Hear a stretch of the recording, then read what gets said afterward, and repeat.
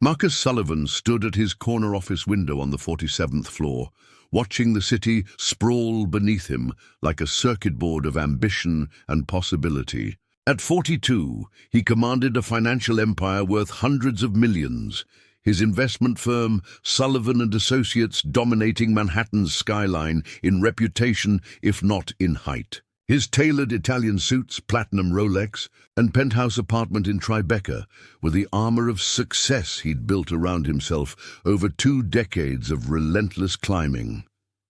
But empires, Marcus was about to discover, could crumble from the smallest, most unexpected cracks.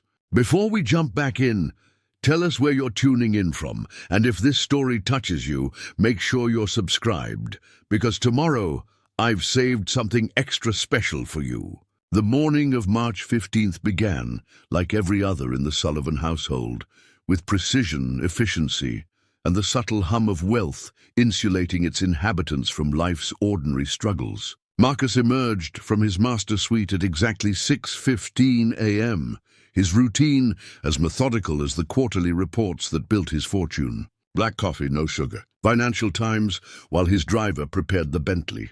A perfunctory kiss on his wife Victoria's forehead as she slept beneath silk sheets worth more than most people's monthly rent. Victoria Sullivan, née Pemberton, was the perfect complement to Marcus's ascent, a former fashion magazine editor with the kind of effortless elegance that opened doors at charity galas and country club luncheons. Their marriage, now in its 12th year, functioned like a well-oiled business partnership. She managed their social calendar and their image. He generated the wealth that sustained their carefully curated lifestyle. Their 8-year-old daughter Emma was the bridge between their two worlds, though Marcus often felt she lived in a universe entirely her own. With her mother's delicate features and her father's determined spirit, Emma was precocious in the way that only children raised by nannies and private tutors could be. She spoke conversational French, played violin at a level that impressed Marcus's colleagues, and could discuss art history with the sophistication of someone twice her age. Yet for all her accomplishments, Emma remained largely a mystery to her father. Their interactions were scheduled around his availability. 20 minutes at breakfast, when his phone wasn't ringing. Brief appearances at her school plays, when board meetings permitted. Weekend outings that felt more like photo opportunities for Victoria's carefully maintained social media presence. This particular morning, as Marcus reviewed overnight market reports in his study, he could hear Emma's voice drifting from somewhere in the house. She was speaking to someone, not Victoria, who was still asleep, and not Mrs. Chen, their longtime housekeeper who spoke limited English. The voice responding to Emma was warm, patient, with a slight southern accent that Marcus didn't recognize. "Daddy always leaves before I wake up," Emma was saying. "Mama says he's building something important, but I don't know what it is." "Do you think he's building something for me?" Marcus paused, his finger hovering over his tablet. When had Emma started wondering about his work? When had she begun questioning his early departures and late returns? The responding voice was gentle but clear. "Honey, sometimes grown-ups get so focused on what they think is important that they forget to ask what actually matters to the people they love most." Marcus frowned. Who was this woman, and what business did she have discussing his priorities with his daughter? He set down his tablet and moved toward the sound of the conversation. His expensive Italian leather shoes silent on the marble floors of their Westchester estate. The house itself was a monument to Marcus's success. 12,000 square feet of architectural perfection nestled on 5 manicured acres. Every room had been designed by Victoria and her interior decorator to appear in Architectural Digest, which it had twice. The kitchen alone cost more than most people's houses. With its commercial-grade appliances and imported Italian marble countertops that gleamed under strategically placed lighting. Yet as Marcus walked through these perfect rooms, he realized he rarely noticed their beauty anymore. They had become merely the backdrop for his relentless schedule. Pit stops between the office and whatever business dinner or charity function, demanded his presence. Following Emma's voice led him toward the informal sitting room, a space Victoria had designed to be more casual, but which still featured furniture that cost tens of thousands of dollars. Through the doorway, Marcus could see his daughter sitting cross-legged on the Persian rug, her long blonde hair, so much like her mother's, hanging loose around her shoulders. Across from her sat a woman Marcus didn't immediately recognize. She appeared to be in her 30s, with kind eyes and graying temples that suggested she'd seen both joy and hardship. Her clothes were simple but clean, a navy blue cardigan over dark jeans, practical shoes that had clearly been walked in. Everything about her was the opposite of the polished, expensive aesthetic that dominated Marcus's world, but it wasn't her appearance that stopped Marcus in the doorway. It was what she was doing. The woman, who Marcus assumed must be some kind of domestic worker, though he couldn't remember hiring anyone new, was braiding Emma's hair with a technique he'd never seen before. Not the simple three-strand braids Victoria occasionally attempted when the nannies were unavailable, but something more complex, more beautiful. Her fingers moved with practiced grace, weaving Emma's golden hair into an intricate pattern that seemed to capture and reflect the morning light streaming through the windows. "My grandmother taught me this braid," the woman was saying, her voice carrying a warmth that filled the room in a way Marcus's expensive sound system never could. She called it the memory keeper because every twist holds a story. Every loop carries love from one generation to the next. Emma sat perfectly still, mesmerized not just by the sensation of gentle hands in her hair, but by the woman's words. "What kind of stories?" she asked. "Oh, all kinds. Stories about brave little girls who grew up to change the world. Stories about families who lost everything but found each other. Stories about people who seemed ordinary, but carried extraordinary love in their hearts." As the woman worked, she began to hum, a melody Marcus didn't recognize, but which seemed to wrap around the room like a forgotten lullaby. Emma's posture relaxed in a way Marcus had never seen before. Usually his daughter carried herself with the careful poise that Victoria insisted upon, shoulders straight, chin up, always aware that someone might be watching, judging, measuring her against the impossible standards of their social circle. But now, in this moment, Emma looked like what she truly was, an 8-year-old girl, safe and loved and completely at peace. "There," the woman said, finishing the braid with a small elastic band she'd produced from her pocket. Beautiful as a princess, strong as a warrior, Emma reached back to touch the braid, her fingers tracing its intricate pattern. "It feels different," she said wonderingly. "It feels like it's holding something important."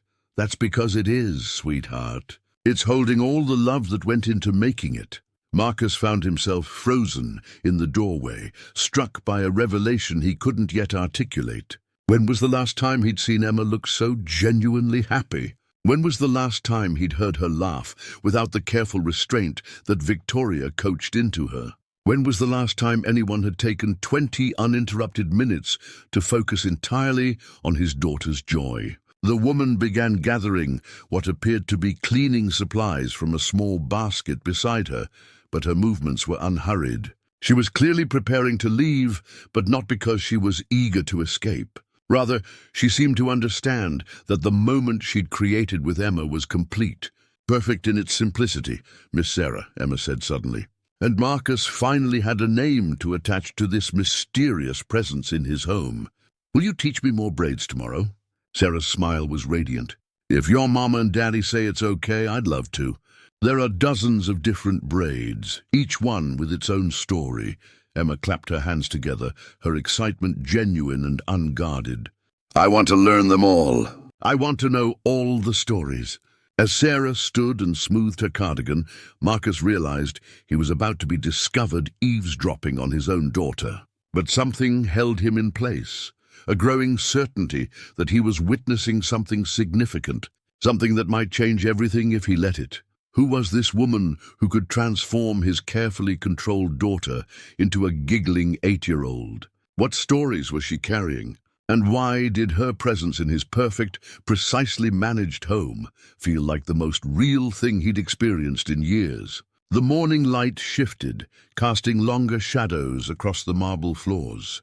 And Marcus Sullivan, master of financial empires, commander of boardrooms, architect of his own relentless success, stood perfectly still, watching a stranger braid love into his daughter's hair and wondering when he'd forgotten how to do the same. Preparing and narrating this story took us a lot of time, so if you are enjoying it, subscribe to our channel. It means a lot to us. Now back to the story. Marcus stepped back from the doorway, his mind racing with questions he hadn't expected to confront on what should have been an ordinary Tuesday morning. He retreated to his study, but the financial reports that had commanded his attention minutes earlier now seemed distant and irrelevant. The image of Emma's transformed expression, pure joy unmarred by the social expectations that usually shadowed her every move, had lodged itself in his consciousness like a splinter. 20 minutes later, as he prepared to leave for the office, Marcus found himself taking an unusual detour through the kitchen.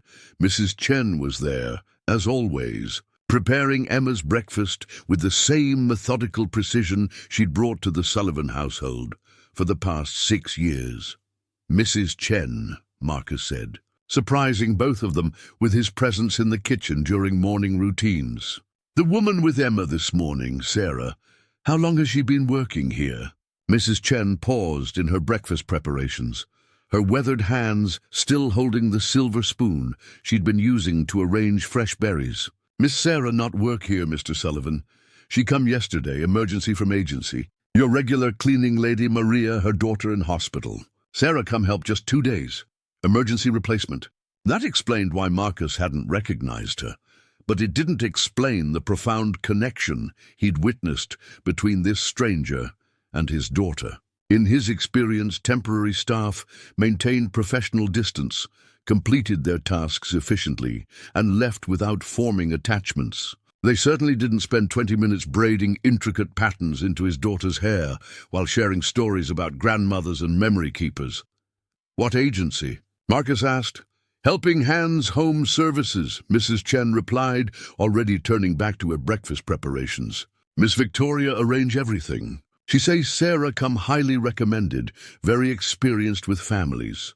Marcus made a mental note of the agency name, though he wasn't sure why. As he walked toward the garage, where his driver waited with the Bentley, he passed the sitting room where the morning's encounter had unfolded. Emma was gone, presumably upstairs getting ready for school with her nanny, but something had changed in the room's atmosphere. The space felt warmer, more lived in, as if Sarah's brief presence had awakened something that had been sleeping in the perfect arrangement of expensive furniture and carefully curated art pieces. The drive to Manhattan usually provided Marcus with uninterrupted time to review his schedule, return calls, and mentally prepare for the day's battles in boardrooms and conference calls. But this morning his usual focus eluded him. Instead of quarterly projections, he found himself remembering Emma's voice. Daddy always leaves before I wake up. Do you think he's building something for me? When had he last asked Emma what she wanted him to be building? When had he last asked her anything that couldn't be answered with a simple yes or no? The question followed him into his office, a glass-walled sanctuary on the 47th floor, where he commanded a view of the city that never failed to remind him of how far he'd climbed. His assistant, Jennifer, had already arranged his morning coffee and the stack of contracts requiring his signature. His first meeting with potential investors from Tokyo was scheduled for 9:30. Everything was exactly as it should be, as it had been every morning for the past 15 years. But something felt different. Marcus found himself staring at the framed photograph on his desk, a professional portrait of his family taken the previous Christmas. Victoria looked stunning in emerald green silk, her smile perfectly calibrated for the photographer. Emma, in a matching velvet dress, sat with practiced posture between her parents, and Marcus himself, in his custom-made suit, projected the confidence and success that had become his trademark. Looking at the photograph now, Marcus realized it looked more like a corporate headshot than a family portrait. All three of them were performing their roles flawlessly, but where was the warmth he'd witnessed in the sitting room that morning? Where was the unguarded joy he'd seen transform Emma's face as Sarah's fingers worked through her hair? The intercom buzzed. "Mr. Sullivan," Jennifer's voice was crisp and efficient. "The Tokyo investors are here for the 9:30. "Send them in," Marcus replied automatically. But as he stood to greet his guests, his mind was still in that sitting room, still puzzling over the mystery of a temporary cleaning woman who seemed to understand his daughter better than he did. The meeting proceeded exactly as Marcus had anticipated. The Japanese investors were impressed by Sullivan Associates' track record, intrigued by the expansion opportunities Marcus presented, and prepared to commit substantial capital to his latest fund. By all measures, it was a successful morning, the kind that typically left Marcus energized and ready to tackle the next challenge.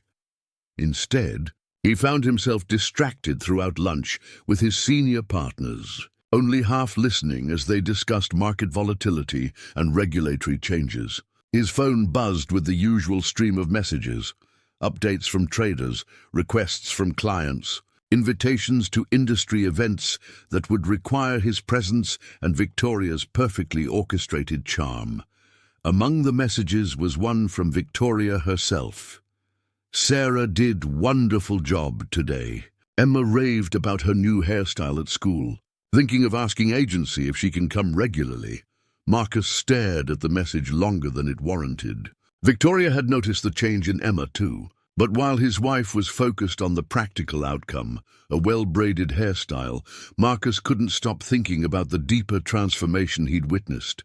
The way Emma's shoulders had relaxed, the way her laughter had filled the room without restraint, the way she'd looked genuinely, completely happy that afternoon, instead of diving into the acquisition reports waiting on his desk. Marcus found himself opening his laptop and searching for Helping Hands Home Services. Their website was simple, professional, but what caught his attention wasn't their list of services or testimonials from satisfied clients. It was their mission statement. "We believe every home should be a sanctuary of love, understanding, and genuine care. Our team members don't just clean and organize, they bring warmth, compassion, and authentic human connection to the families they serve." Authentic human connection. The phrase struck Marcus as both foreign and desperately needed. When was the last time he'd experienced authentic human connection with his own family? When was the last time he'd offered it?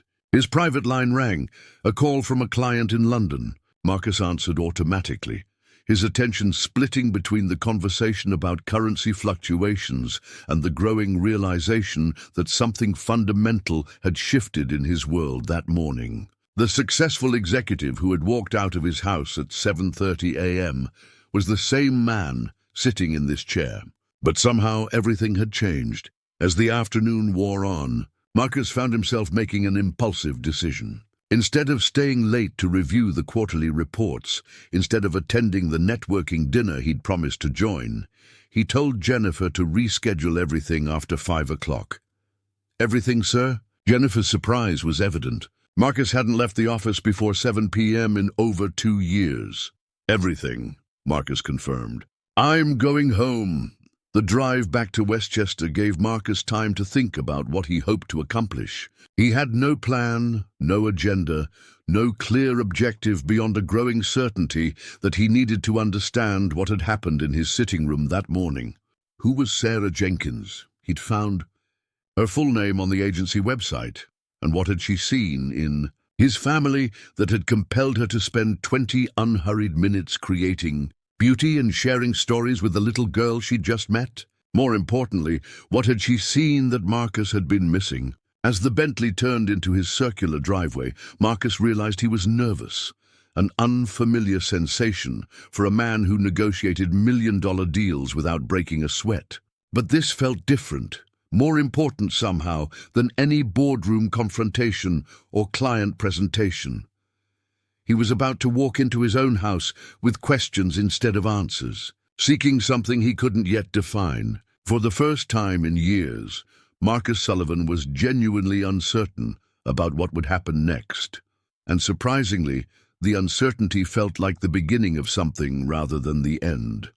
Marcus arrived home at 5:47 p.m., nearly 3 hours earlier than his usual routine, to find his perfectly orchestrated household in its typical state of controlled chaos. Victoria was in the sunroom, phone pressed to her ear as she coordinated details for the upcoming Children's Hospital charity gala. Emma sat at the kitchen island under Mrs. Chen's watchful eye, working through her French homework with the focused intensity that had become her trademark. Everything appeared normal, yet Marcus felt like an intruder in his own home. "Daddy!" Emma's face lit up when she saw him, but her excitement was quickly tempered by confusion. "Why are you home? Did something bad happen at work?" The innocent question hit Marcus like a physical blow. His 8-year-old daughter's first assumption upon seeing him home at a reasonable hour was that catastrophe had struck. What did that say about the father he'd become? What did it say about the life he'd built? "Nothing's wrong, sweetheart," Marcus said, loosening his tie as he approached the kitchen island. "I just wanted to come home early and spend time with you." Emma's expression shifted from confusion to suspicion, an expression no child should master at 8 years old. "But you have important work to do. Mama always says your work is more important than anything because it pays for our house and my school and everything else." Marcus felt the familiar weight of justification pressing down on him. Victoria wasn't wrong. His work did pay for their lifestyle, Emma's private education, their charitable contributions, the security that money provided. Every late night, every missed dinner, every weekend conference call had been in service of building something larger than himself, something that would benefit his family for generations. But sitting across from Emma now, seeing her regard his early arrival with wariness rather than joy, Marcus began to question the true cost of that security. "Your homework can wait," Marcus said impulsively. "Let's do something together."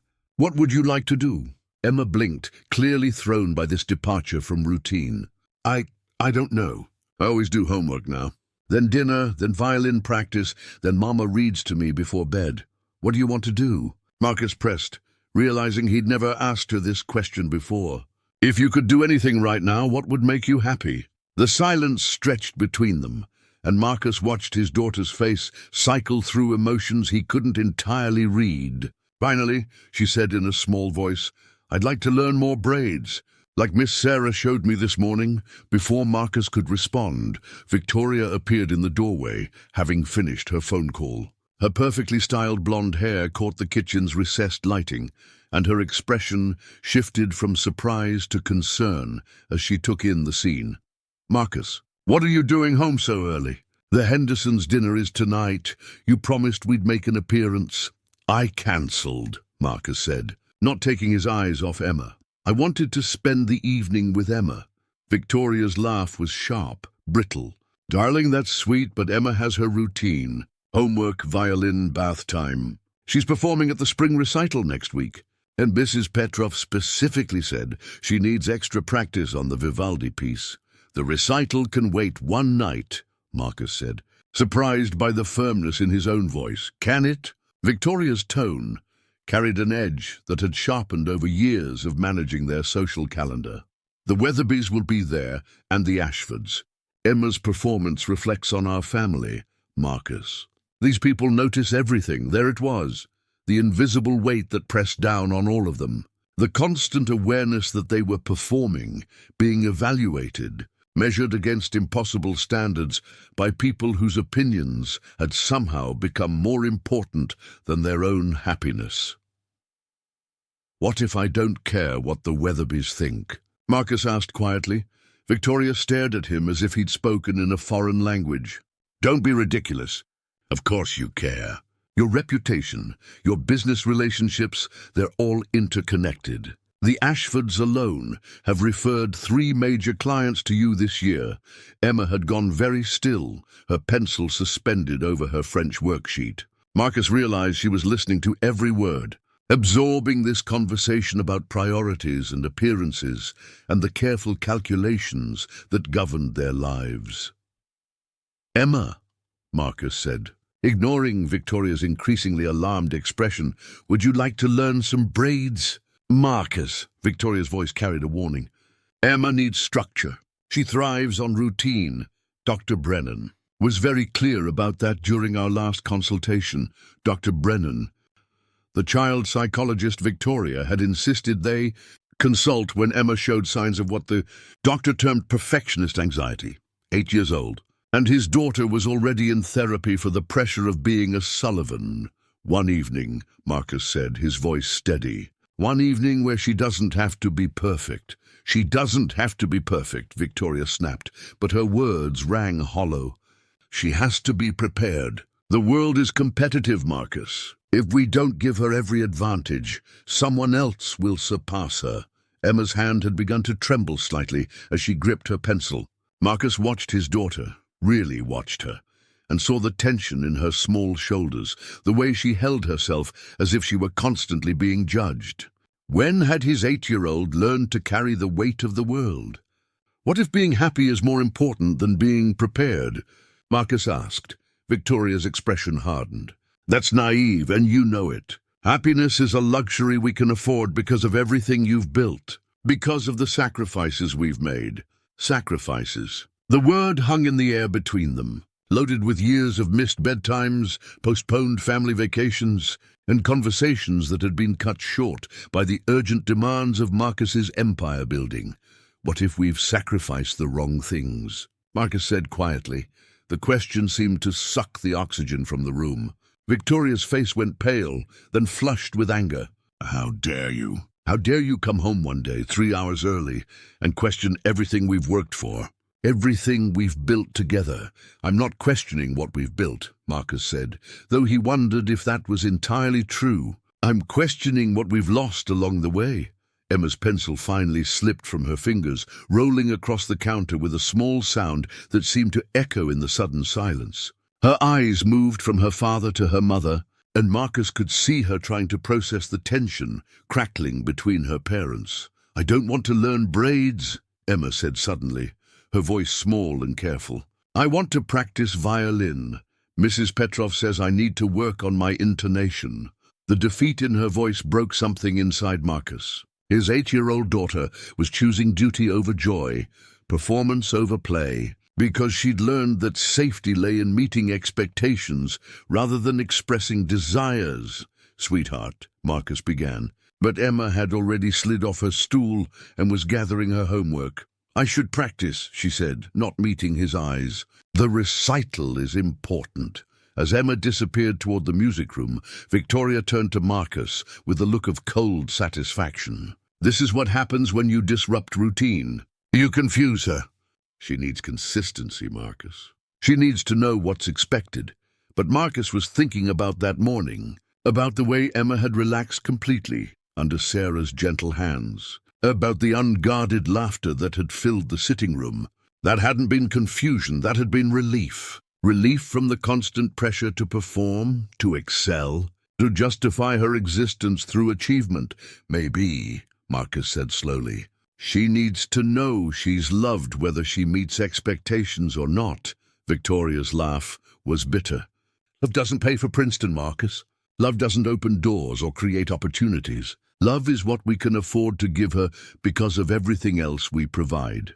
As the sound of Emma's violin drifted from the music room, technically proficient but somehow joyless, Marcus realized he was facing a choice he'd never acknowledged before. He could return to his routine, accept that this morning's revelation was an anomaly, continue building his empire while his daughter learned to perform her way through life, or he could risk everything. He'd built to discover what authentic connection might look like in his own home. The violin music continued, precise and perfect and utterly heartbreaking. Marcus didn't sleep that night. He lay in the king-size bed beside Victoria, staring at the ceiling, while his mind replayed the evening's confrontation. The sound of Emma's violin had haunted dinner, technically perfect notes that seemed to echo with resignation rather than joy. His daughter had performed her way through the meal, answering questions about school with practiced responses, complimenting Mrs. Chen's cooking with polite precision, and retiring to her room at exactly 8:30 p.m. as scheduled. Victoria had maintained an icy silence throughout, her displeasure radiating across the dining table like frost. She'd attended to her phone with renewed intensity, confirming arrangements for charity events and social obligations that suddenly felt like elaborate performances designed to maintain an image Marcus was no longer sure he recognized. At 3:17 a.m., Marcus quietly slipped from bed and made his way to his study. The house was silent, except for the barely audible hum of expensive appliances maintaining their perfect climate control. In the darkness, surrounded by the trophies of his success, awards, photographs with influential people, first-dollar frames from major deals, Marcus felt more isolated than he had in years. He opened his laptop and found himself returning to the Helping Hands Home Services website. This time, he clicked through to staff profiles, searching until he found Sarah Jenkins. Her photograph showed the same kind eyes he'd glimpsed that morning, and her biography was brief but revealing. Sarah brings 15 years of experience in childcare and family support. She believes every child deserves to feel seen, heard, and unconditionally loved. In her spare time, Sarah volunteers at the local women's shelter and teaches traditional crafts to children in underserved communities. Traditional crafts. Like braiding hair while sharing stories about grandmothers and memory keepers, Marcus found himself composing an email to the agency, then deleting it, starting again, then stopping. What was he trying to accomplish? What did he hope to gain by reaching out to a woman who had spent one morning in his home? But the image of Emma's transformation kept returning to him, the way her rigid posture had melted under Sarah's gentle attention, the way her laughter had filled the room without calculation or restraint. In that moment, his daughter had looked genuinely happy for the first time Marcus could remember.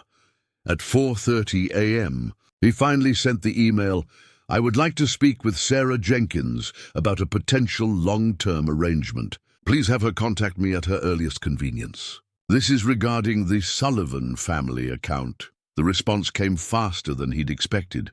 A simple message from Sarah herself, sent at 6:15 a.m. "Mr. Sullivan, I'd be happy to discuss your family's needs. I'll be finishing my assignment at the Morrison home this afternoon. Would 4 p.m. work for a brief conversation? I can meet you anywhere that's convenient."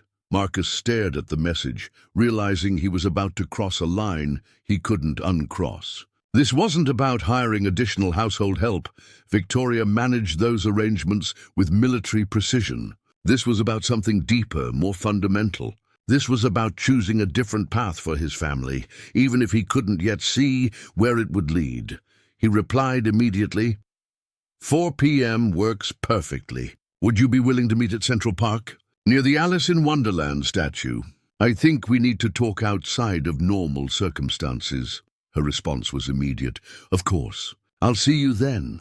The day passed in a blur of meetings and conference calls, but Marcus found his attention consistently drawn to the approaching appointment. He'd told Jennifer to clear his calendar after 3:30 p.m., citing a family emergency, which wasn't entirely untrue. His family was experiencing an emergency, though not the kind that typically warranted leaving work early. Victoria had texted him twice during the day, both messages focused on logistics, confirmed with Mrs. Petroff, for Emma's extra lesson tomorrow, and Ashford. Dinner moved to Friday. They want to discuss the foundation board position. No mention of their confrontation the previous evening. No acknowledgement of the tension that had settled over their household like a heavy blanket. At 3:45 p.m., Marcus found himself walking through Central Park, something he hadn't done in over 5 years. The March air was crisp but warming, and the park was alive with the energy of people who had time to notice spring's arrival. Joggers, dog walkers, families with young children, elderly couples sharing benches and memories. When was the last time he'd been anywhere without a specific purpose, a scheduled outcome, a measurable result? When was the last time he'd simply existed in a space without trying to control or optimize it? He found Sarah sitting on a bench near the Alice in Wonderland statue.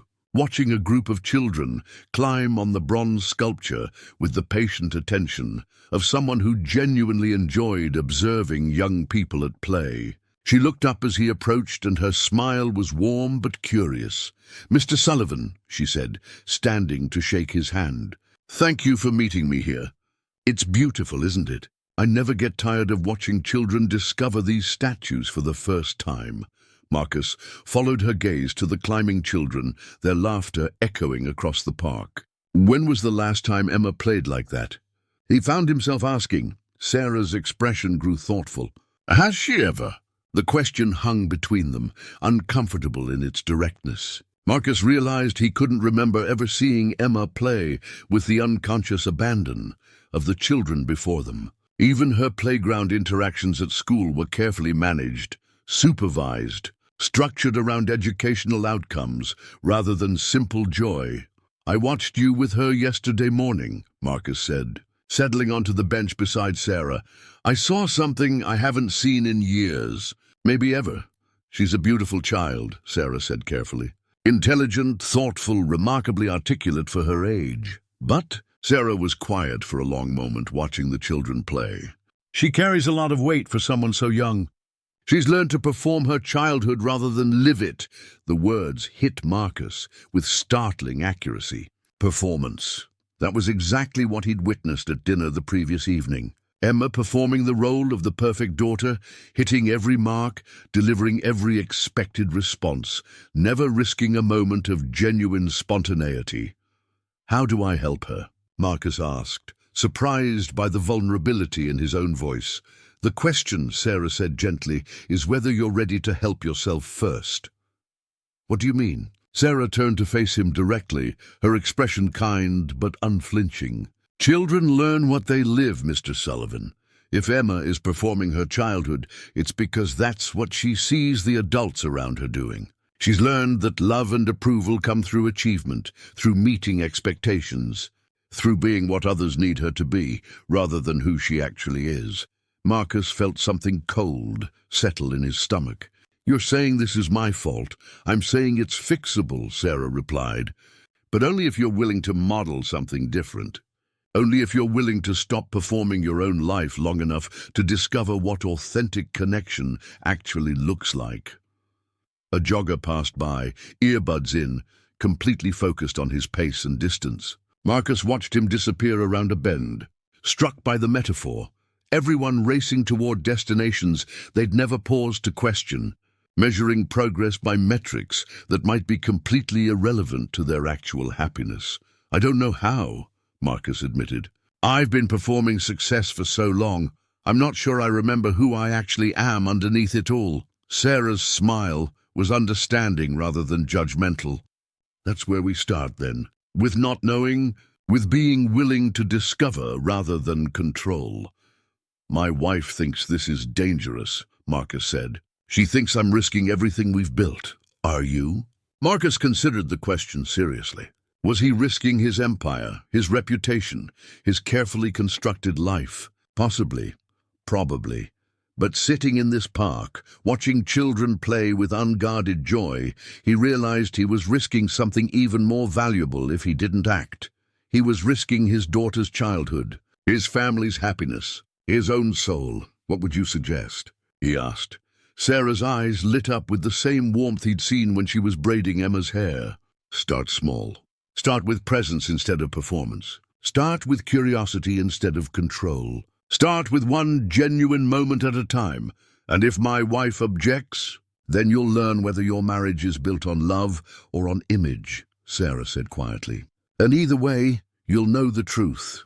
As the afternoon light began to fade, Marcus realized he was about to make a decision that would change everything. He could return to his routine, maintain his performance, continue building his empire, while his daughter learned to sacrifice her authentic self for others' expectations. Or he could take the leap into unknown territory, guided only by the memory of Emma's unguarded laughter and the hope that genuine connection might be worth more than all the success he'd accumulated. "When can you start?" he asked.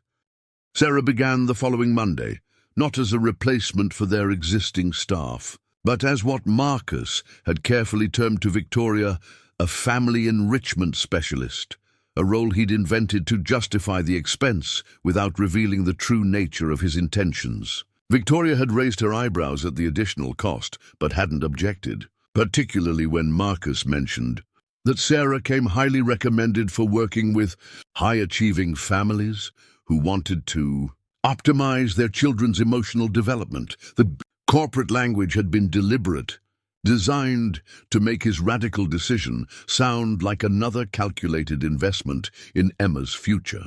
But as Marcus watched Sarah arrive that first morning, carrying a worn canvas bag instead of the designer purses favored by their usual service providers, he wondered if he was fooling anyone, including himself. Emma's reaction to Sarah's return was immediate and telling. The rigid posture she'd maintained all weekend melted away, replaced by the same eager anticipation Marcus had witnessed during that first braiding session. But this time he stayed to watch, instead of retreating to his study, positioning himself in the kitchen where he could observe without intruding. "Good morning, sunshine," Sarah said, settling beside Emma at the breakfast counter. "How was your weekend?" It was a simple question, the kind adults ask children thousands of times. But Sarah asked it as if she genuinely wanted to know the answer, as if Emma's weekend experiences were inherently valuable rather than data points to be evaluated and optimized. Emma's response surprised everyone in the room, including herself. Instead of the practiced pleasantries Marcus expected, his daughter launched into an animated description of a dream she'd had about flying over the city, seeing it from above like a bird. Her gestures were expansive, her voice filled with wonder, and for 3 full minutes she spoke without once glancing at Victoria for approval or guidance. "Dreams like that often mean we're ready for something new," Sarah said thoughtfully. "Ready to see our world from a different perspective." "Mama says dreams don't mean anything," Emma replied, but her tone was questioning rather than declarative. "She says they're just brain static from processing the day's information." Marcus felt a familiar tightness in his chest. Victoria wasn't wrong. From a scientific standpoint, her explanation was accurate. But watching Emma's face fall slightly as she repeated her mother's words, Marcus realized that accuracy and wisdom weren't always the same thing. "Well," Sarah said conspiratorially, "what if they're both? What if dreams are brain static that sometimes carries important messages? Like static on a radio that occasionally picks up a beautiful song from far away?" Emma's eyes widened with possibility. "Could my flying dream be a song?" "What do you think?" Sarah asked, and Marcus realized this was her genius. She didn't provide answers as much as she created space for Emma to discover her own insights. The morning routine that followed challenged every assumption Marcus had held about efficiency and productivity. Instead of rushing through breakfast to maximize time for educational activities, Sarah and Emma moved at a more natural pace. They talked about the birds visible through the kitchen window, wondered aloud about the stories behind Emma's drawings on the refrigerator, and spent 15 minutes teaching Mrs. Chen a simple hand-clapping game that Sarah had learned from her own grandmother. Marcus found himself entranced by the transformation in his household's energy. The usual undercurrent of urgency and optimization had been replaced by something warmer, more organic. Even Mrs. Chen seemed more relaxed, joining in the laughter instead of maintaining her typical professional distance. But Victoria's discomfort was palpable. She appeared in the kitchen 3 times during the morning, each visit ostensibly casual, but clearly designed to monitor and evaluate. Her questions were pointed. Shouldn't Emma be reviewing her French vocabulary? Isn't this cutting into her piano practice time? Don't we have that educational assessment next week? Each intervention created visible tension in Emma, who would immediately straighten her posture and adopt the careful expression Marcus had come to recognize as her performance mode. Sarah handled these moments with remarkable grace, acknowledging Victoria's concerns while gently redirecting attention back to Emma's natural rhythms. Learning happens in many ways. Sarah said after Victoria's third visit. Sometimes the most important lessons come through play and connection rather than formal instruction. Victoria's smile was tight. Of course, but Emma has very specific goals and timelines. We can't lose sight of her long-term development. After Victoria left, Emma was quiet for several minutes. Finally, she asked Sarah, "Am I behind in my development?" The question broke Marcus's heart. His 8-year-old daughter was worried about being behind in her development, as if childhood were a race with winners and losers rather than a journey to be savored. "Oh, sweetheart," Sarah said, pulling Emma into a gentle hug. "You're exactly where you're supposed to be. Development isn't a race, it's more like a garden. Some flowers bloom early, some bloom late, but they're all beautiful in their own time."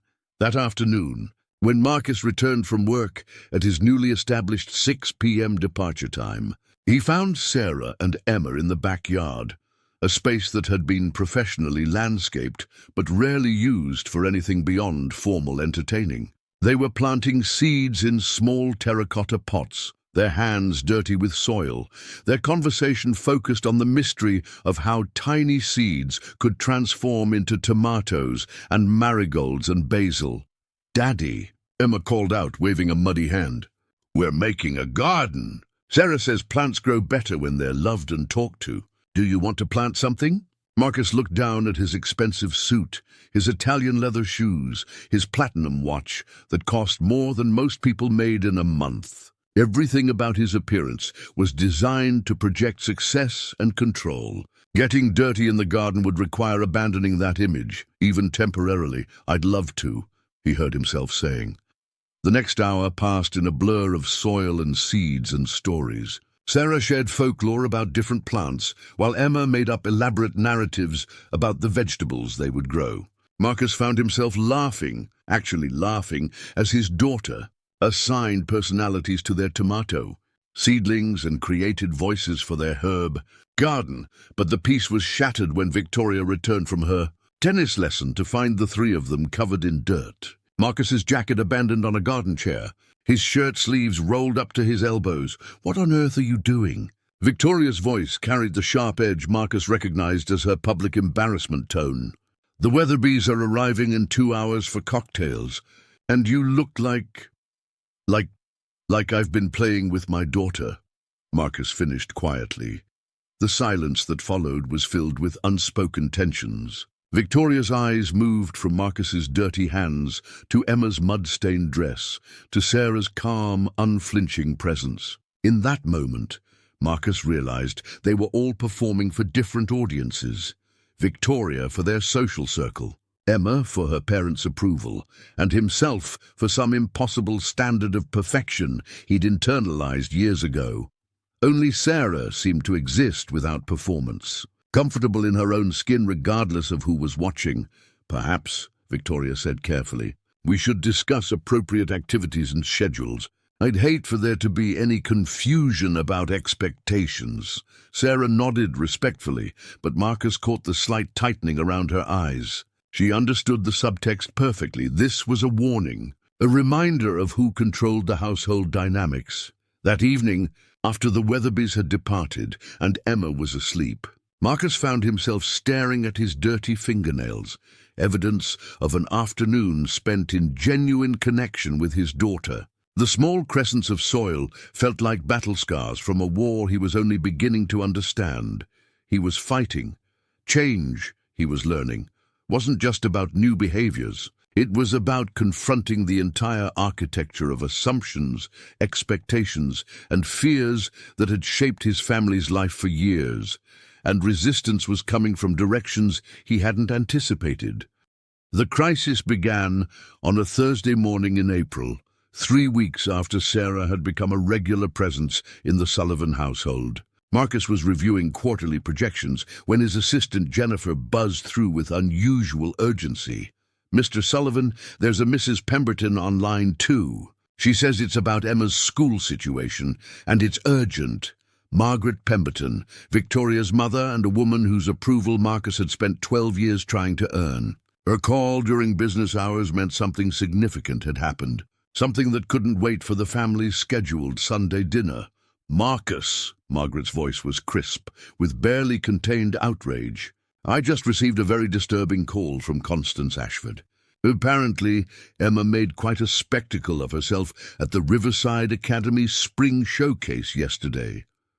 Marcus felt his stomach drop. He'd been in back-to-back meetings all day and had missed Emma's performance, a decision that now seemed to carry more weight than he'd realized. What kind of spectacle? He asked, though he dreaded the answer. Instead of performing her assigned violin piece, she apparently told the entire audience a rambling story about magical gardens and flying dreams. In front of the board members, Marcus. In front of potential donors. The headmaster had to intervene. The image hit Marcus like a physical blow. Emma standing on stage before an audience of Riverside Academy's most influential families, abandoning her carefully rehearsed performance in favor of the kind of spontaneous storytelling Sarah had been encouraging. He could picture her excitement, her innocent belief that her stories were worth sharing, her complete obliviousness to the social catastrophe she was creating. "Where is she now?" Marcus asked. Victoria picked her up early from school. She's quite upset. Emma, that is. Victoria's furious. She's demanding to know what's been happening in your household to cause such a dramatic change in Emma's behavior. Marcus closed his eyes, feeling the weight of consequences he hadn't anticipated. In encouraging Emma's creativity and spontaneity, had he set her up for public humiliation? Had his attempt to free her from performance anxiety actually exposed her to something worse? "I'm coming home," he said. "Marcus," Margaret's voice softened slightly, "I don't know what's been going on, but Emma has always been such a well-behaved, accomplished child. This kind of outburst, it's not like her. Perhaps you should consider whether recent changes in your household might be having unintended effects." The implication was clear. Sarah's influence was being blamed for Emma's perceived failure. The woman who had brought light and laughter into their home was now being positioned as the source of their family's first real crisis. Marcus arrived home to find Victoria pacing in the living room. Her phone pressed to her ear as she engaged in what appeared to be damage control with various members of their social circle. Emma was nowhere to be seen. "She's in her room," Victoria said without preamble after ending her call. "She's been crying for 2 hours. Do you have any idea what you've done?" "What I've done?" "This whole experiment with that woman, with your sudden interest in being a hands-on father, with encouraging Emma to express herself freely. Look where it's led. Our daughter humiliated herself in front of the most important families in the city." Marcus felt the familiar pull of his old patterns, the urge to apologize, to manage the crisis, to find a way to restore their carefully maintained image. But underneath that impulse was a growing anger at the system that had turned his 8-year-old daughter's moment of creative expression into a social catastrophe. "Maybe," he said carefully, "the problem isn't that Emma told a story. Maybe the problem is that we live in a world where an 8-year-old's creativity is seen as a failure." Victoria stared at him as if he'd lost his mind. She was supposed to play Vivaldi, Marcus. She'd been practicing for months. Instead, she abandoned her violin and started babbling about flying dreams and talking flowers. The other parents were exchanging looks. Mrs. Ashford actually got up and left. And what did Emma say when you asked her why she changed her performance? Victoria's expression faltered slightly. She said the music felt empty, and she wanted to share something that felt full instead. The words hit Marcus with unexpected force. His daughter had chosen authenticity over expectation, truth over performance, and had been punished for it by the very people who claimed to care about her development. "Where's Sarah?" he asked. "I sent her home," Victoria said firmly. "I told her we needed to reassess her role in Emma's routine." Marcus felt something cold settle in his chest. "You fired her?" "I suspended her pending our discussion of how to move forward." "Marcus, we have to face facts. Emma's behavior has become increasingly erratic since that woman started filling her head with stories and nonsense about authentic expression. authentic. Expression isn't nonsense. It is when it destroys your daughter's reputation. At 8 years old, Victoria snapped. Do you think Harvard cares about authentic expression? Do you think the scholarship committees that will determine her future opportunities are impressed by creative storytelling during violin recitals? The argument that followed was their worst in years, laying bare fundamental disagreements that had been simmering beneath the surface of their marriage. Victoria accused Marcus of midlife crisis behavior, of romanticizing childhood in ways that ignored real-world consequences. Marcus found himself defending not just Emma's right to creative expression, but the value of genuine emotion over calculated performance. "You're asking me to choose," Victoria said finally, her voice shaking with anger and something that might have been fear. "Between protecting our daughter's future and indulging your newfound philosophy about authentic living, I'm asking you to consider that maybe Emma's future is bigger than our expectations for it. That's a luxury we can't afford," Victoria replied. "Not when she's competing against children whose parents understand what's actually required for success." Their conversation was interrupted by a soft knock on the living room door. Emma appeared in the doorway, her face puffy from crying, her posture once again rigid with the self-consciousness Marcus had hoped they were helping her overcome. "I'm sorry," she said in a small voice. "I'm sorry I messed up the recital. I'm sorry I embarrassed you. I won't tell stories anymore." The defeat in her voice was devastating. This was exactly what Marcus had feared, that their attempts to encourage Emma's authenticity would ultimately lead to her retreating even further into performance mode. Convinced that her genuine self was unacceptable. "Sweetheart," Marcus began, but Emma had already turned and fled back to her room. That evening, alone in his study after Victoria had retreated to their bedroom in cold silence, Marcus found himself questioning everything he'd set in motion. Had he been naive to think he could change patterns that had taken years to establish? Had he put his daughter at risk by encouraging her to be vulnerable in a world that punished vulnerability? The email from the headmaster arrived at 11:47 p.m., requesting a meeting to discuss Emma's recent behavioral changes and their impact on her standing at Riverside Academy. Reading between the lines, Marcus understood that Emma's future at the prestigious school was now in question. He thought about Sarah, sent home in disgrace for the crime of helping his daughter feel comfortable in her own skin. He thought about Emma, probably lying awake upstairs, convinced that her authentic self was something to be ashamed of. He thought about Victoria, protecting their family's reputation with the fierce determination that had helped build their social position, but now felt like a prison.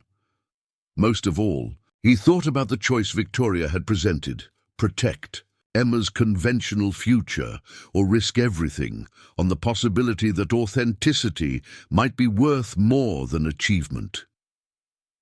For the first time since this journey began, Marcus wondered if he'd been wrong about everything. Marcus didn't go to the office the next morning. For the first time in 15 years, he called Jennifer and told her to cancel everything: the client presentations, the board conference call, the lunch meeting with potential investors. He had more important business to attend to. Instead, he found himself driving to the Helping Hands Home Services office, a modest building in Queens that served as headquarters for Sarah's agency. The contrast to his gleaming Manhattan tower was stark: worn carpeting instead of Italian marble, fluorescent lighting instead of designer fixtures, metal desks instead of handcrafted furniture. Yet the walls were covered with thank you notes from families, children's artwork, and photographs of real people living real lives. Sarah was behind the reception desk, covering for someone who'd called in sick. She looked up when Marcus entered, her expression careful but not surprised. "Mr. Sullivan," she said quietly. "I heard about yesterday. Can we talk?" Marcus asked. "Privately." Sarah led him to a small conference room that doubled as a break room, its mismatched chairs and scarred table telling stories of countless family consultations and staff meetings. She poured him coffee from a pot that had seen better decades, and Marcus found himself oddly comforted by its simplicity. "I think I made a mistake," Marcus said without preamble. "I encouraged Emma to be authentic, and it backfired spectacularly. She's more withdrawn now than she was before we started this whole thing." Sarah was quiet for a long moment, stirring her coffee thoughtfully. "Tell me what happened at the recital. Not what other people said about it, what actually happened." Marcus recounted the story as he understood it. Emma, abandoning her violin performance to tell stories about magical gardens and flying dreams, the audience's uncomfortable reaction, the social catastrophe that had followed. "And how do you think Emma felt in that moment?" Sarah asked. "When she was telling her story?" The question caught Marcus off guard. He'd been so focused on the consequences, the embarrassment, the social damage, the threat to Emma's academic standing, that he hadn't considered Emma's experience during the performance itself. I don't know," he admitted. "Would you like to find out?" Sarah pulled out her phone and showed Marcus a video that made his breath catch. Someone had recorded Emma's performance, probably a parent intending to capture their own child's moment, and Sarah had somehow obtained a copy. The video began with Emma walking onto the stage, violin in hand, looking small and serious in her formal concert dress. She positioned herself at the microphone, raised her violin to her chin, and began the opening notes of Vivaldi's Spring. The melody was technically perfect, each note precisely placed, but something was missing, the spark that should animate music, the joy that should make it soar. 30 seconds into the piece, Emma stopped playing. She lowered her violin and looked out at the audience, her expression shifting from concentration to something Marcus had never seen before on a public stage: complete honesty. "I know I'm supposed to play this song," Emma said into the microphone, her young voice clear and unafraid, "but this song doesn't feel like spring to me. It feels like someone else's idea of what spring should be." A murmur ran through the audience, but Emma continued, undaunted. "I want to tell you about a real spring, about a garden where my friend Sarah taught me that seeds know exactly when to grow, and you can't make them hurry by pulling on their leaves. About dreams, where I fly over the city and see how beautiful everything looks when you're not afraid of falling." What followed was 3 minutes of pure magic. Emma spoke about seasons of the heart, about the courage it takes for flowers to push through concrete, about the way morning light makes everything look possible. Her gestures were natural, her voice filled with wonder, her entire being radiating the kind of authentic joy that couldn't be taught or performed. The audience's initial discomfort gradually gave way to something else: recognition, perhaps of truth being spoken by someone too young to know she wasn't supposed to share it so freely. "When I plant seeds with Sarah," Emma concluded, "I talk to them about growing strong and beautiful in their own time. I tell them they don't have to be roses if they want to be sunflowers. I think that's what spring really means, not playing the right notes, but growing into who you're supposed to be." The video ended with Emma taking a small bow and walking off stage to scattered applause and confused murmurs. But Marcus wasn't hearing the audience's reaction anymore. He was staring at his daughter's face in those final moments, radiant with the satisfaction of having spoken her truth. Regardless of whether it was received or understood, she wasn't failing, Marcus said slowly. She was succeeding at something completely different. She was being brave, Sarah said softly. Braver than most adults ever are. She chose truth over approval, authenticity over acceptance. And yes, there were consequences. There always are when we choose to be real in a world that often prefers performance. Marcus thought about his own life, his own carefully calibrated performances in boardrooms and social settings. When was the last time he'd chosen truth over approval? When was the last time he'd risked anything meaningful for the sake of authenticity? The other parents, the headmaster, even Victoria, they all saw failure because Emma didn't meet their expectations, Marcus said. But what if their expectations were wrong? What if we've been measuring success by the wrong metrics entirely? Sarah nodded. The question is, what are you going to do with that realization? Marcus felt something shifting inside him, a fundamental reordering of priorities that had been building since that first morning when he'd watched Sarah braid stories into his daughter's hair. All his life, he'd been climbing ladders without questioning whether they were leaning against the right walls. He'd been accumulating achievements, building wealth, managing reputation, but he'd never stopped to ask whether any of it was actually making his family happier. "I need to talk to Emma," he said. "I need to apologize." For what? For not being there, for not protecting her, for creating a world where her bravery was seen as failure. Sarah's smile was warm but challenging.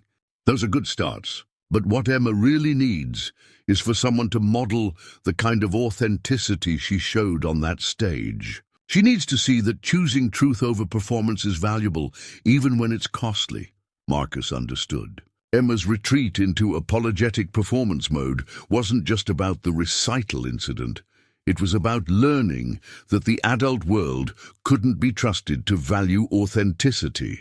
If he wanted to help his daughter, he needed to demonstrate that authentic living was possible, even for adults. "I have a meeting with the headmaster this afternoon," Marcus said, "about Emma's behavioral issues and her future at Riverside Academy. What are you going to tell him?" For the first time in days, Marcus smiled. "I'm going to tell him about a different kind of success. About a little girl who was brave enough to choose truth over expectation, and about how lucky his school would be to nurture that kind of courage instead of trying to suppress it." And if he disagrees? Marcus thought about Emma's face in that video, shining with the inner light of someone living authentically. He thought about the stories Sarah had shared about seeds growing in their own time, about the courage it takes to push through concrete toward sunlight. Then we'll find a school that understands what real education looks like, he said. One that values who Emma is becoming, not just what she's achieving. As Marcus prepared to leave, Sarah handed him a small packet of seeds, sunflowers, the label read. "For Emma," she said. To remind her that some flowers are meant to grow tall and bright, even when others expect them to stay small and neat. Walking back to his car, seeds in his pocket and clarity in his heart, Marcus realized that his breakthrough hadn't come from finding the right answers. It had come from finally asking the right questions. What kind of man did he want to be? What kind of father? What kind of life did he want to model for his daughter? The answers would require courage. They would require sacrifice. They would require choosing authenticity over approval, even when the cost was high. But watching Emma speak her truth on that stage had shown him what real success looked like. It wasn't about meeting expectations. It was about having the courage to bloom, exactly as you were meant to be. 6 months later, Marcus stood in a very different garden than the one where this journey had begun. Gone was the pristine landscaping that had graced their Westchester estate, replaced by raised beds bursting with vegetables, herbs and wildflowers that Emma had chosen herself. Tomato vines climbed wooden stakes with cheerful disorder, sunflowers stretched toward the autumn sky, and a small patch of pumpkins sprawled across what had once been perfectly manicured lawn. The meeting with Riverside Academy's headmaster had indeed been a turning point, though not in the way anyone had expected. Marcus had walked into that imposing office prepared to defend Emma's authenticity, armed with Sarah's wisdom and his own newfound clarity about what really mattered. But he'd emerged with something even more valuable, the realization that his daughter needed a different kind of educational environment entirely. Emma now attended Riverside Community School, a progressive institution where creativity was celebrated rather than contained, where children were encouraged to question as much as they were taught to answer. Her teacher, Ms. Rodriguez, had actually requested a copy of the video from Emma's infamous recital performance, not as evidence of problematic behavior, but as an example of confident public speaking and original thinking. "Daddy, look!" Emma's voice carried across the garden. filled with the unself-conscious excitement that had become her trademark over the past months. She was kneeling beside the pumpkin patch, her school clothes already stained with soil, her hair escaping from the loose braid Sarah had taught her to do herself. Marcus walked over to find Emma cradling a perfect orange pumpkin, small enough to fit in her 8-year-old hands, but grown from seeds they'd planted together in the spring. "It's ready," she announced with satisfaction. Sarah was right. It knew exactly when to be finished growing. Sarah smiled from where she knelt nearby, harvesting the last of their summer herbs. Her role in their family had evolved far beyond what any job description could capture. She was part teacher, part counselor, part wise friend, who had helped them all remember what it meant to live authentically. Victoria had initially resisted making the arrangement permanent, but even she couldn't argue with the transformation in Emma's confidence and joy. "What should we do with it?" Marcus asked, sitting cross-legged in the dirt beside his daughter. His expensive suits, long since replaced by clothes that could withstand garden adventures and spontaneous explorations. "I want to carve it," Emma said thoughtfully. "But not a scary face. I want to carve it with light patterns, like the ones you see when sunlight comes through leaves, so it can shine beautiful things instead of trying to frighten people." Marcus felt the familiar warmth that had become his daily experience, the simple pleasure of witnessing his daughter's creativity unfold without constraint or judgment. This was what he'd been missing during all those years of measuring success by external metrics. The profound satisfaction of watching someone you love become exactly who they were meant to be. The sound of car doors closing announced Victoria's return from her own transformation. She'd left her position on 3 charity boards, not out of disinterest in helping others, but from a growing realization that her volunteer work had become another form of performance, another way to maintain social position rather than create meaningful change. Now she taught art classes at a women's shelter, using skills she'd abandoned after college in favor of more practical pursuits. "How's our harvest coming?" Victoria asked, settling onto the garden bench Marcus had built from reclaimed wood. Her designer clothes had given way to comfortable jeans and sweaters, and her perfectly styled hair now moved naturally in the breeze. The change wasn't just aesthetic. She carried herself differently, more relaxed, less vigilant about being constantly evaluated.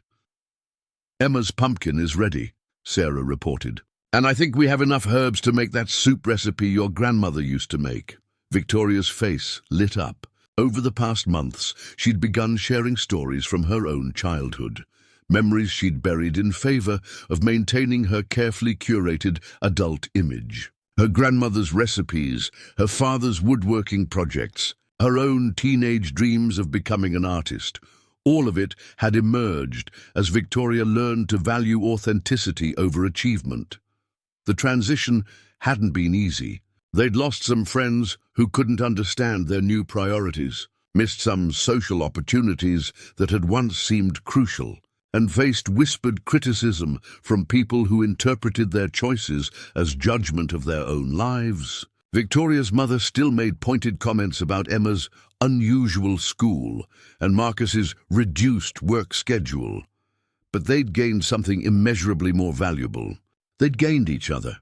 Marcus now left the office at 5 p.m. most days, arriving home in time for dinner conversations that meandered through topics Emma found interesting rather than subjects adults thought she should discuss. He'd turned down 2 major acquisitions that would have required months of travel, choosing instead to be present for school plays, soccer games, and quiet moments reading together before bedtime. The financial impact had been significant but not devastating. Sullivan Associates was smaller now, more selective about clients and projects. Marcus had discovered that working with intention rather than pure ambition was not only more fulfilling, but often more profitable. Clients were drawn to his authenticity, his willingness to prioritize relationships over transactions. "I have news," Emma announced, still cradling her pumpkin. Ms. Rodriguez wants me to enter the storytelling competition. The one where kids tell stories they wrote themselves to a big audience. Marcus felt a flicker of the old anxiety. What if she chose authenticity again and faced criticism? What if her stories weren't good enough by conventional standards? But he pushed those fears aside, recognizing them as echoes of the performance mindset they were all learning to abandon. "That sounds wonderful," he said instead. "What story do you want to tell?" Emma's eyes sparkled with possibility. "I want to tell the story about the garden, about how a little girl taught her family that growing takes patience, and that the most beautiful things happen when you stop trying to control everything." Later that evening, after Emma was asleep and the dinner dishes were cleared, Marcus found himself in his study, not reviewing reports or preparing for meetings, but writing in a journal he'd started keeping. Sarah had suggested it as a way to process the changes they were experiencing, to track not just events, but emotions and insights. Tonight he wrote about Emma's pumpkin, about the satisfaction of soil under his fingernails, about the way Victoria had laughed when they discovered their tomatoes growing in cheerful chaos rather than neat rows. He wrote about the courage it had taken to choose authenticity over approval, and about how that choice had opened doors to experiences he'd never imagined possible. The entry ended with a reflection that had been forming in his mind for weeks.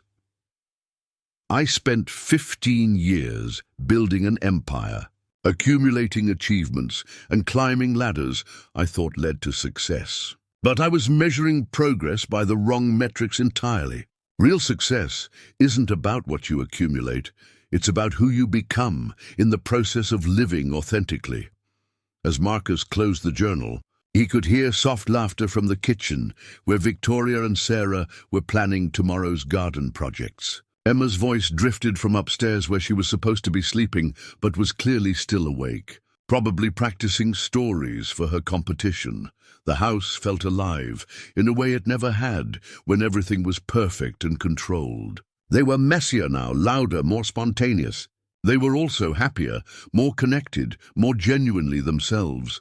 Marcus smiled, remembering the morning when he'd first discovered Sarah braiding stories into Emma's hair. He'd been searching for authentic connection without even knowing that's what he needed. Now, surrounded by the sounds of his family living fully and freely, he realized he'd found something more valuable than all the success he'd accumulated in his previous life. He'd found home. Up next, you've got 2 more standout stories right on your screen. If this one hits the mark, you won't want to pass these up. Just click and check them out. And don't forget to like, subscribe, and turn on the notification bell so you don't miss any upload from us.